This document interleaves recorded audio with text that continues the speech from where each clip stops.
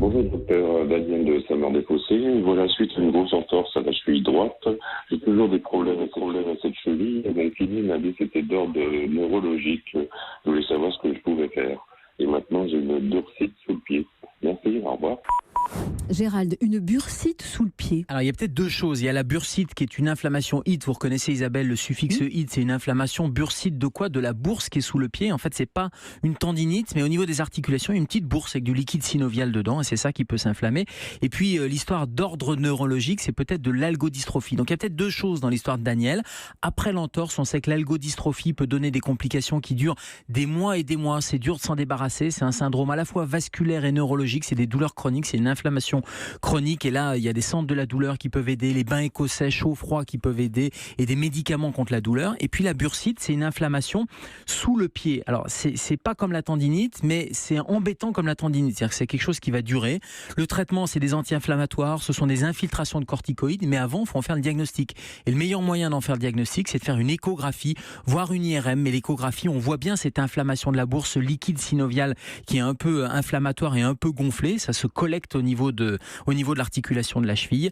Le traitement, les infiltrations de corticoïdes et aussi les semelles orthopédiques. Donc une fois que le diagnostic est posé, il faut que son médecin l'oriente vers un podologue. Il va lui proposer vraisemblablement, parce que l'objectif c'est d'éviter d'aller appuyer, puisque c'est sous le pied, plus on appuie, plus ça augmente l'inflammation. Donc des semelles de décharge vont permettre de modifier les appuis, et ça c'est un bon traitement pour éviter la bursite, en complément par exemple des infiltrations de corticoïdes.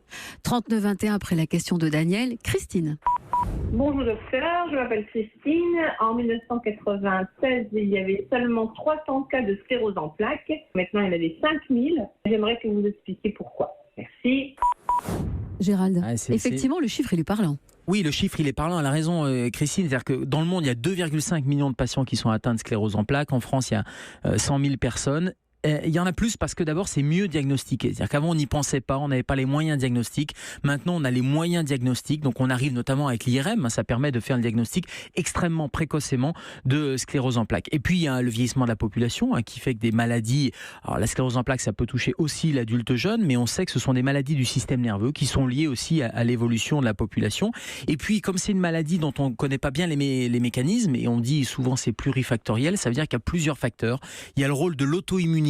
Or, on sait que l'auto-immunité, les maladies auto-immunes, parce qu'on mange différemment, et c'est vrai qu'on a une alimentation qui favoriserait cette inflammation, qui favoriserait cette auto-immunité, c'est-à-dire les anticorps qui se retournent contre le propre corps, eh bien, c'est avec nos modes de vie actuels, et surtout dans les pays occidentaux, que des maladies comme la sclérose en plaques apparaissent. Et d'ailleurs, quand on regarde sur la planète, c'est plutôt dans les pays occidentaux que dans des pays en voie de développement qu'on a ce genre de maladie. Il y a des facteurs environnementaux, le rôle viral. Alors là, je voudrais tout de suite balayer la question hépatite B, etc. Il y a eu une grande controverse. Est-ce que le vaccin contre l'hépatite B donne la sclérose en plaques? Non, toutes les études ont montré qu'il n'y avait pas de lien. En revanche, il y a un lien avec certaines maladies virales, et je pense à l'Epstein-Barr virus. C'est le virus de la mononucléose infectieuse, l'EBV. Et cet EBV pourrait donner, là aussi, combiné à d'autres facteurs, pourrait donner un facteur de risque de sclérose en plaques. Et puis il y a des facteurs génétiques, il y a des facteurs d'ensoleillement. Truc tout bête, mais le soleil et la vitamine D, eh bien, ça pourrait être favorisant quand on en manque de sclérose en plaques. Donc tout ça pour dire qu'il n'y a pas une seule raison, il y a plusieurs raisons, mais le meilleur diagnostic et le plus de diagnostic est probablement la raison principale. 39-21, la dernière question cet après-midi, c'est celle de Marie-Thérèse. Bonjour docteur, Marie-Thérèse, 4 km de Clermont-Ferrand. J'ai été soignée pendant 8 ans d'une hyperthyroïdie. Ça s'est régulé il y a 3 mois, mais malheureusement je souffre de la maladie de Basedow. Et aucun traitement me guérit de ce yeux larmoyant et de la diplopie dont je peux souffrir. Y a-t-il une solution? Merci. Première question, la diplopie, c'est quoi ? Alors, la diplopie, c'est le fait de voir double. C'est-à-dire, globalement, c'est un trouble visuel lié aux muscles et c'est un trouble oculomoteur. C'est-à-dire qu'il y a des petits muscles qui font bouger les yeux. Et on sait que dans l'hyperthyroïdie liée à la maladie de Basedow, un des symptômes, c'est justement cette exophtalmie. C'est ces yeux qui sortent un peu avec cette infiltration derrière le globe oculaire. Et cette infiltration, elle va donner un problème pour bouger les yeux. Et ce problème pour bouger les yeux, ça fait qu'on voit double. C'est ce qu'on appelle la diplopie. Mais tout ça est lié. C'est-à-dire que l'hyperthyroïdie est liée à la maladie de Basedow. Cette maladie de Basedow infiltre s'infiltre derrière les orbites.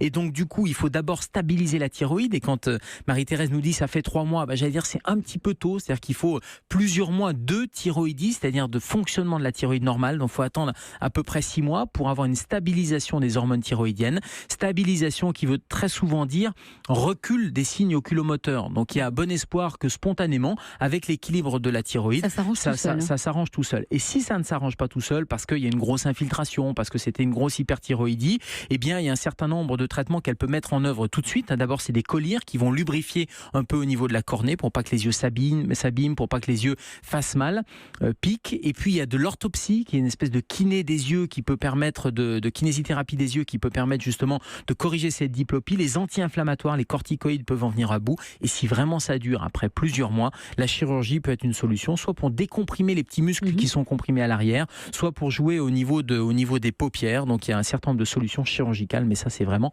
après. Si comme Daniel, Christine ou encore Marie-Thérèse, vous avez envie de nous poser des questions, n'hésitez pas, vous connaissez le principe du répondeur santé, vous appelez quand vous voulez, 50 centimes la minute, vous appelez le 39